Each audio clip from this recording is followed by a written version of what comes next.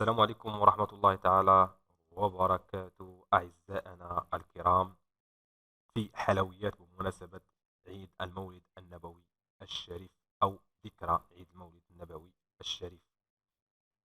وثاني حلوة سنقدمها وهي كيكة بالشوكولاتة الباردة. إليكم المقادير: علبة ونصف بسكويت الشاي، حليب مخلوط مع ملعقة نسكافيه وسكر، وكاس ديال الكريمة مخفقة، و130 غرام ديال الشوكولاتة وفواكه أو الشوكولاتة للتزيين، أو 3 ملاعق ديال النوتيلا كبيرة، وعلبة ديال القشطة.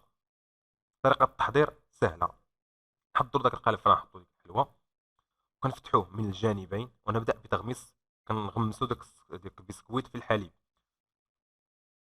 نصفيهم بالقالب مرتين فوق بعض، يعني كنديروا فوق وحده مرتين، يعني جوج طبقات كنديروهم.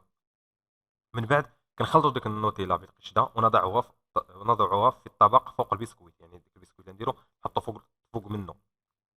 من بعد نضع ايضا طبقه البسكويت المغمسه، يعني داك البسكويت اللي غمسناه في الحليب كنوضعوها كذلك. واخر شيء طبقه الشوكولاته، وكندخلوها سميتو الثلاجه، يعني الثلاجه حتى تجمد واحد شويه ونخرجوها. من بعد كنجهزوا ديك الجيناش. الجيناش يعني كريمه، يعني شنو كتعني كريمه نسخنوها على النار، ومن من تسخن على النار نطفيو داك النار، ونضعوا ديك الساعه ديك القطعه ديال الشوكولاته حتى تذوب. من بعد كنكبوها فوق الكيكه، ونرجعوها سميتو الفريغو، ونرجعوها للثلاجه.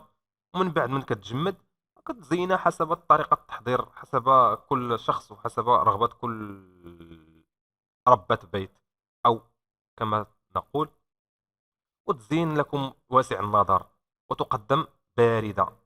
وعيد مبارك سعيد، ودمتم في رعاية الله، ولا تنسوا الاشتراك بالقناة ليصلكم كل ما هو جديد.